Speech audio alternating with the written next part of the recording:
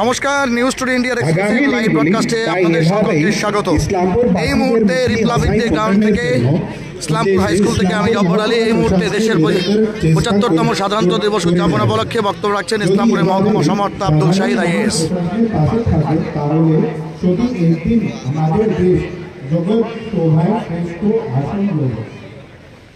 সকলকে ধন্যবাদ। জয় হিন্দ, বন্দে মাতরম।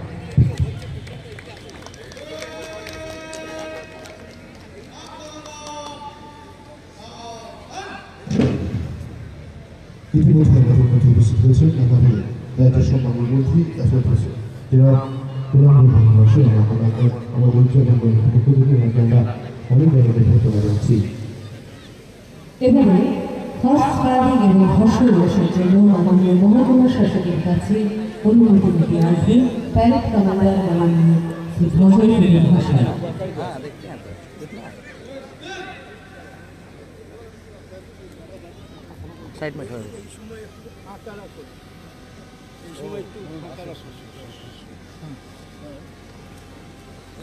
এই মুহূর্তে দেখতে পাচ্ছেন প্যারেড কমান্ডার, তিনি কিন্তু কুচকাওয়াজের জন্য এই মুহূর্তে অনুমতি চাইতে আসছেন। শীতার্ত সন্ধ্যায় সকালে আপনাদের জানিয়ে দিই প্রায় সান্ধ্যকালীন পরিস্থিতি। এই মুহূর্তে দেখতে পাচ্ছেন কুয়াশায় আচ্ছন্ন Islampur high school ground.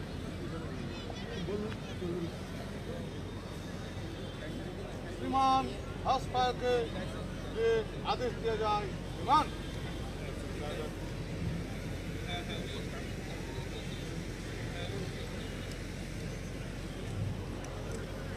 Horse riding এবং হর্ষ উল্লাসের অনুমতি নিয়ে ফিরে যাচ্ছে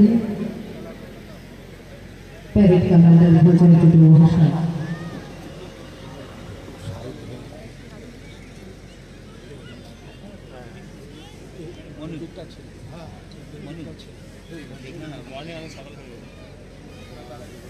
বেশি ডিস্টার্ব করো না, বেশি ডিস্টার্ব করো না মিডিয়াদের।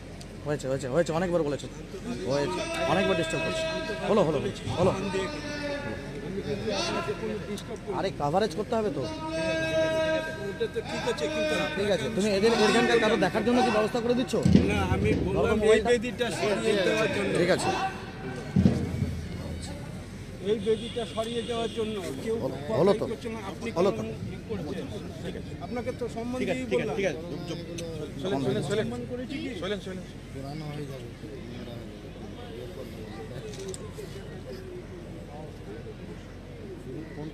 কভারেজটা করতে দিবা তো?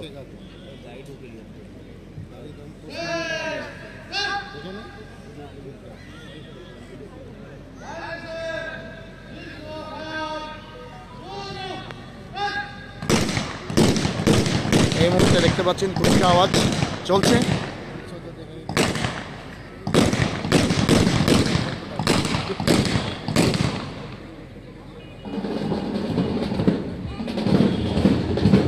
ব্যান্ডের তালে তালে কুচকাওয়াজ।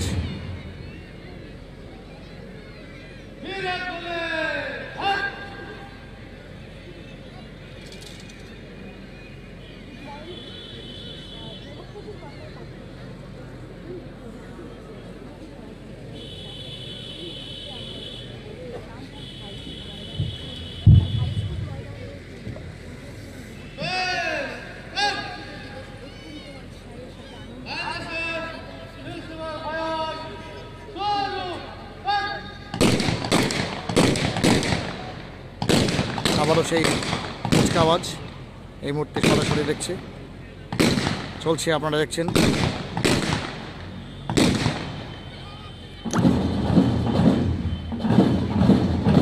শীতকে উপেক্ষা করেও বহু মানুষ কিন্তু আজকে এই কুচকাওয়াজ যা প্রতি বছরই হয়ে থাকে তা দেখতে এসছেন।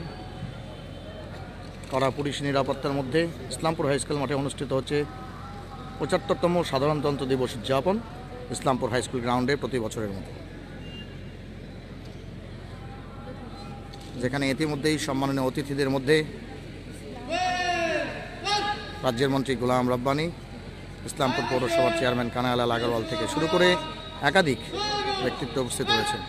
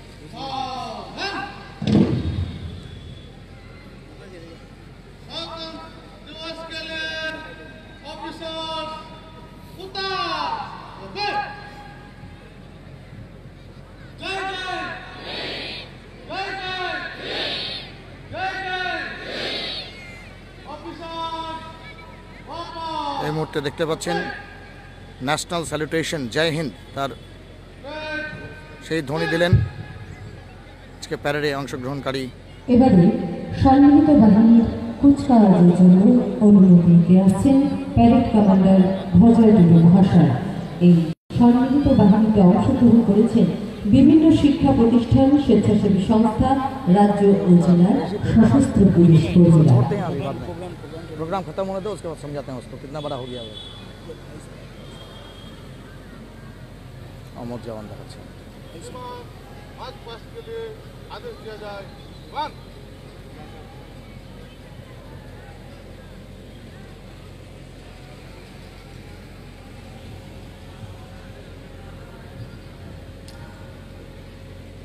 সম্মিলিত বাহিনীর কুচকাওয়াজের জন্য অনুমতি নিলেন প্যারেড কমান্ডার ভজয় টুডু মহাশয়। শুরু হতে চলেছে ৭৫তম প্রজাতন্ত্র দিবস উপলক্ষে সম্মিলিত বাহিনীর সুসজ্জিত কুচকাওয়াজ পর্ব।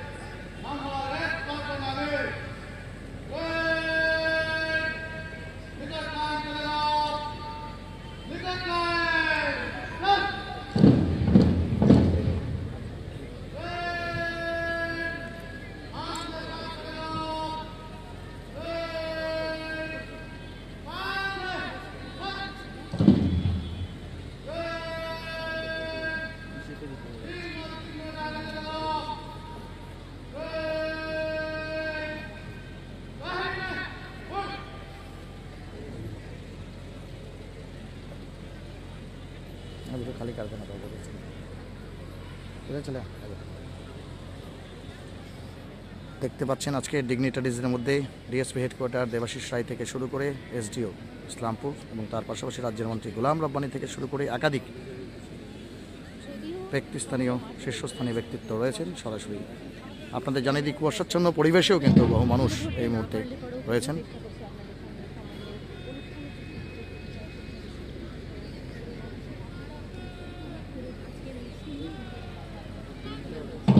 শুরু হলো সম্মিলিত বাহিনীর কুচকাওয়াজ পর্ব। এই কুচকাওয়াজ পর্বে অংশগ্রহণ করেছেন বিভিন্ন শিক্ষা প্রতিষ্ঠান, স্বেচ্ছাসেবী সংস্থা, রাজ্যের সশস্ত্র পুলিশ কর্মীরা। ভারতের যে আদর্শ শাশ্বত সনাতন হিন্দু সুন্দরের উপরে প্রদর্শিত, সেটি আমাদের কল্যাণের পথ, শান্তির পথ। যাদের আত্মোৎসর্গে এবং যাদের আত্মবলিদানে আজকে স্বাধীন হয়েছে আমাদের প্রিয় মাতৃভূমি, ভারতবর্ষের বুকে উদীয়মান হয়েছে এই ত্রিবর্ণ জাতীয় পতাকা, যা আমাদের দেশের সার্বভৌমের প্রতীক। আজকে সেই জাতীয় পতাকাকে বিশ্বের দরবারে আরও উঁচুতে তুলে ধরার জন্য অভিনন্দন জানাতে ধীর অথচ তীব্র পায়ে এগিয়ে আসছে সম্মিলিত বাহিনীর সদস্যরা। শুরু হয়ে গিয়েছে ৭৫তম প্রজাতন্ত্র দিবস উপলক্ষে সম্মিলিত বাহিনীর কুচকাওয়াজ পর্ব।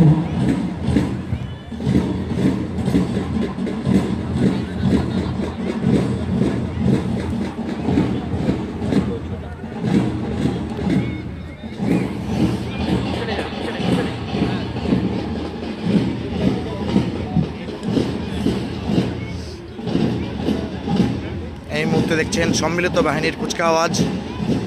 স্যালুটেশন গ্রহণ করছেন মাননীয় মহকুমা সমাহর্তা আব্দুল শাহিদ আইএএস এবং ডিএসপি হেডকোয়ার্টার।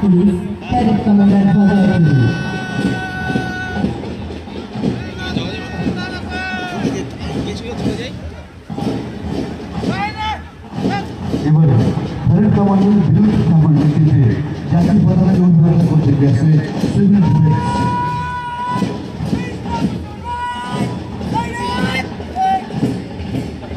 ভিজুয়াল করো। এবারে Islampur college NCC parade commander Dip দেবনাথের নেতৃত্বে এই মুহূর্তে দেখতে পাচ্ছেন civil defence. Parade commander Sujit Gupta নেতৃত্বে জাতীয় পতাকাকে উদ্বোধন করতে গেছে ইসলামপুর হাই স্কুল এনসিসি।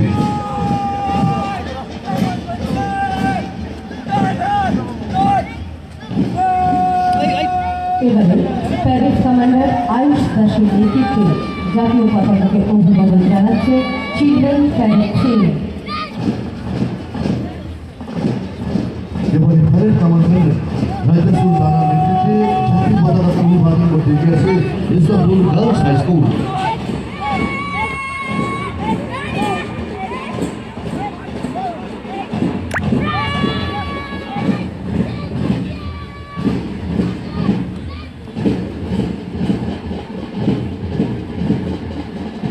এবারে প্যারেড কমান্ডার বিশাল পাচ্ছেন Islampur girls high school.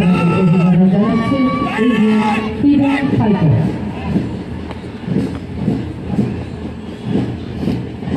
Parade commander Lakshmi ভাঙার নেতৃত্বে এবারে জাতীয় পতাকাকে অভিবাদন করতে গিয়েছে সুভাষ সম্রাট বাহিনী।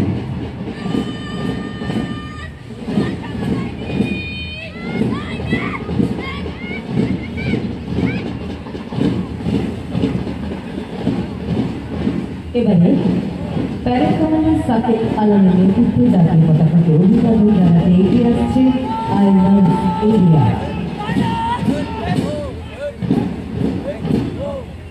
প্যারেড কমান্ডার রইসের নেতৃত্বে এবারে জাতীয় পতাকাকে অভিবাদন করতে গিয়েছে Urdu medium girls high school.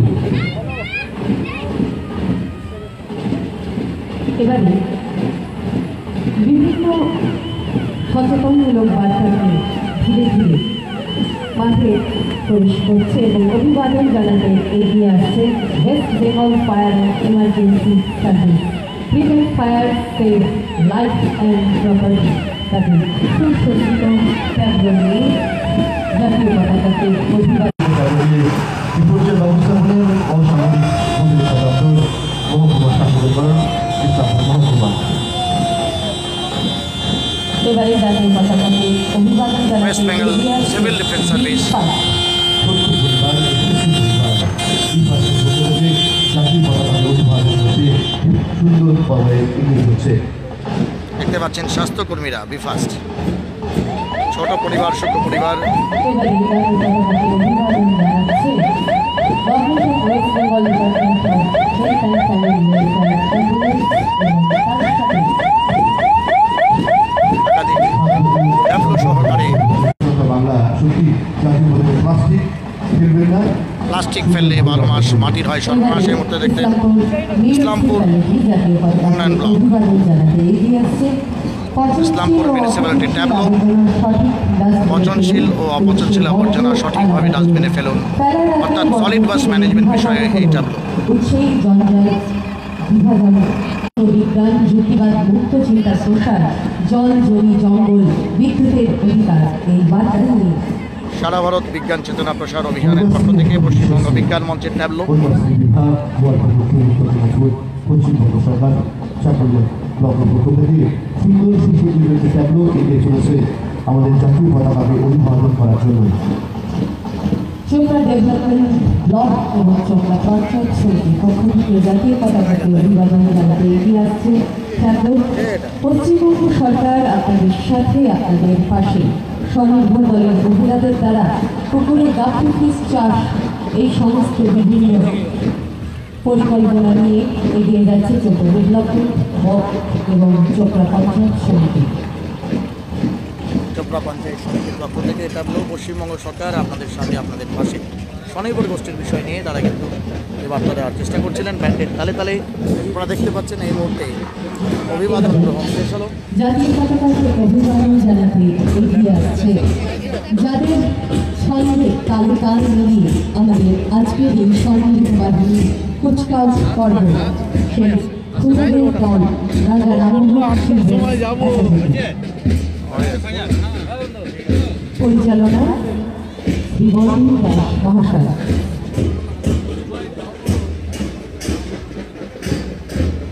দেখতে পাচ্ছেন আজকের অনুষ্ঠানে প্রধান অতিথি হিসাবে মন্ত্রী গোলাম রব্বানি থেকে শুরু করে ইসলামপুর পৌরসভার চেয়ারম্যান কানায়ালাল আগরওয়াল, বিভিন্ন ডিএমডিসিরা এবং বহু শীর্ষস্থানীয় ব্যক্তিত্ব তারা কিন্তু উপস্থিত রয়েছেন। পাশাপাশি যে কুচকাওয়াজ হচ্ছে তাতে কিন্তু মার্কিং চলছে, সরাসরি সে চিত্র দেখতে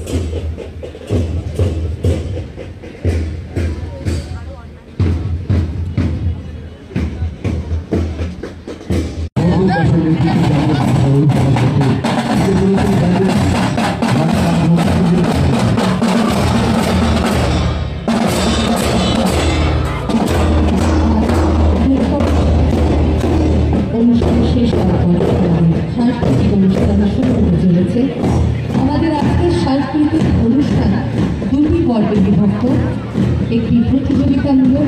এবং ফায়ার সার্ভিস পরিচালিত ফায়ার সেফটি অ্যাওয়ারনেস এবং তারপরে প্রস্তুত থাকবে Islampur girls high school junior.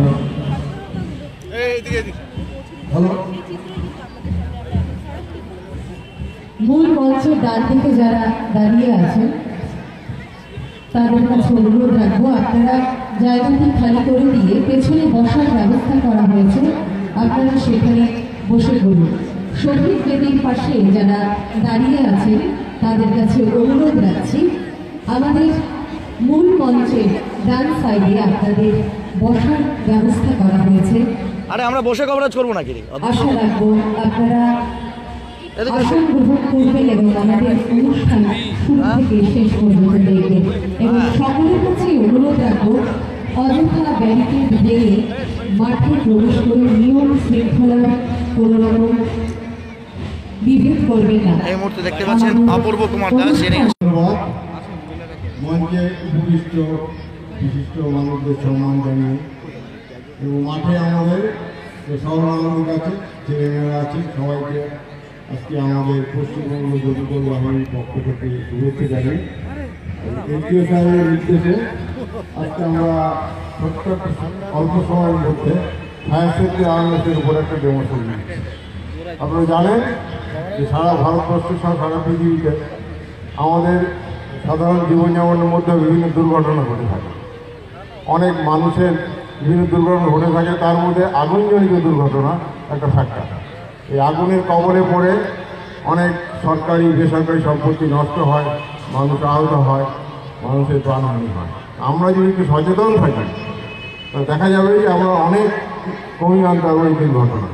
তা আজকে আমাদের মধ্যে উপস্থিত আছেন আমাদের ground commander mister Nilmadhab Das, ওনার নেতৃত্বে আজকে ছোট্ট অনুষ্ঠানের মাধ্যমে আপনাদের দেখাবো যে আমরা যদি সচেতন থাকি, আমরা যদি সতর্ক থাকি, আমরা এই দুর্ঘটনা থেকে নিজেদের মোকাবিলা করতে পারবো, অনেক সম্পত্তি, অনেক মানুষের জীবন বাঁচাতে পারবো। নীলমাধব সাহেব আজকে আমরা এনজিও সাহেবের কাছে অনুমতি নিচ্ছেন, উনি ওনার ডেমনস্ট্রেশন শুরু করবেন। সচিন, তোর মতো আমিও পুরানো ভিডিওটা চালাই দিচ্ছি, 15ই আগস্টে ভিডিও করছিলাম। যাচ্ছেন আমাদের এনজিও সাহেবের কাছে অনুমতি নিতে।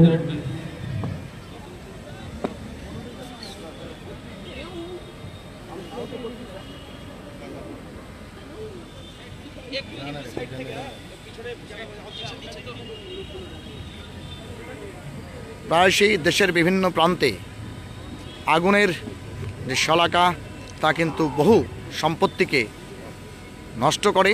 আপনারা দেখছেন বিশেষ করে মধ্যে কিছু জিনিস রাখা আছে, যেখানে একটা বসত বাড়ি করা হয়েছে, যেখানে গ্রামাঞ্চলের একটা বাড়ি, পাশে খড়ের গাদা। প্রথম আমরা দুটো ভাগে ভাগ করছি, কিছু শহরাঞ্চলে দোকান করা আছে আর কিছু বসত বাড়ি করা আছে।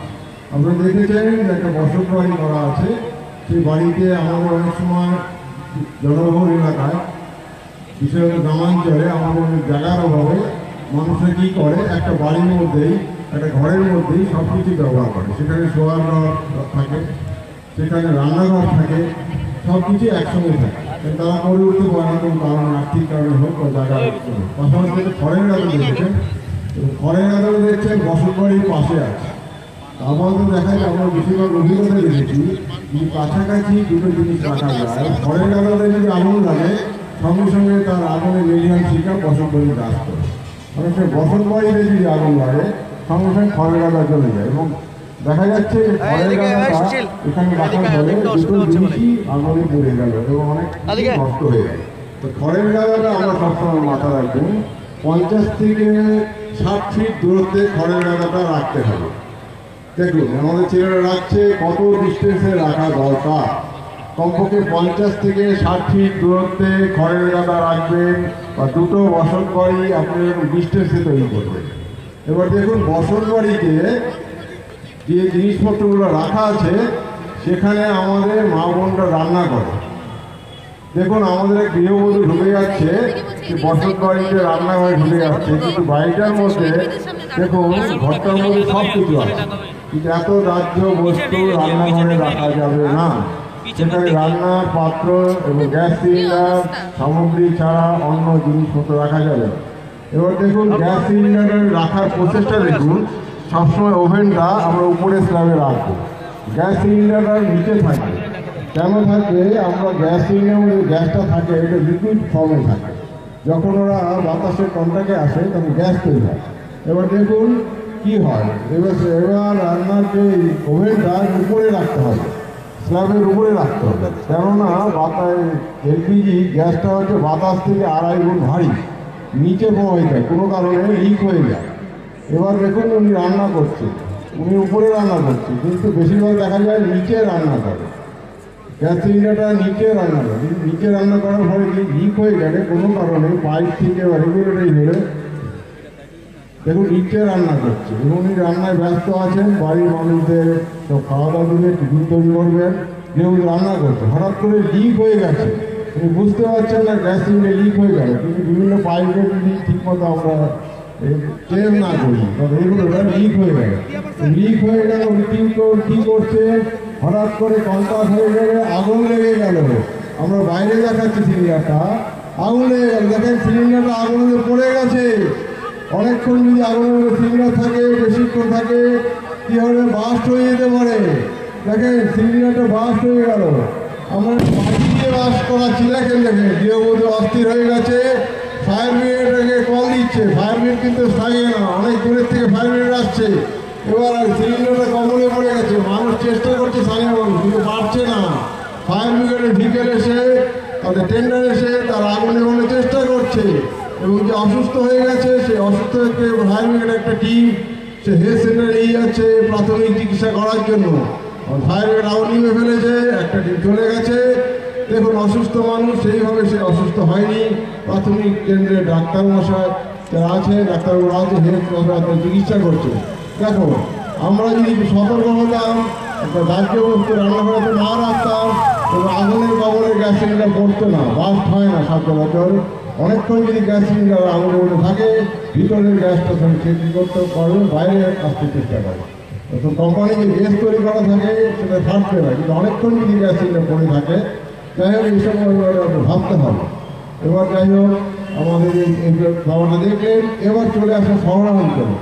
শহরাঞ্চলে দেখুন বিভিন্ন মার্কেট, সরকারের উন্নয়ন কাজের জন্য মানুষের হাতে পয়সা এসছে, আজকে গ্রামাঞ্চলেও ছোটো ছোটো মার্কেট তৈরি হয়েছে, কিন্তু মার্কেটগুলো যখন তৈরি করা হয় দেখুন কীভাবে রাখা হয়েছে, পাশাপাশি ঘরগুলো রাখা হয়েছে, কিন্তু ব্যাপারগুলো যে দোকানগুলো কিন্তু একটা ডিস্টেন্স অনুযায়ী রাখতে হবে, দোকানগুলো আপনারা ডিস্টেন্সে রাখতে হবে। দোকানগুলো কী করেছে, পাশাপাশি রেখেছে, কিন্তু আমাদের পৌরসভার আইন অনুযায়ী আপনাকে কিছুটা গ্যাপে রাখতে হবে। পঞ্চায়েতের যে আইন আছে, জঙ্গলের যে আইন আছে, যখন আপনি দোকানগুলো করবেন একটা গ্যাপ সৃষ্টি করবেন, যাতে একটা দোকানে যদি আগুন লেগে যায় আর একটা দোকান যেন আগুন কবলে না রাখে।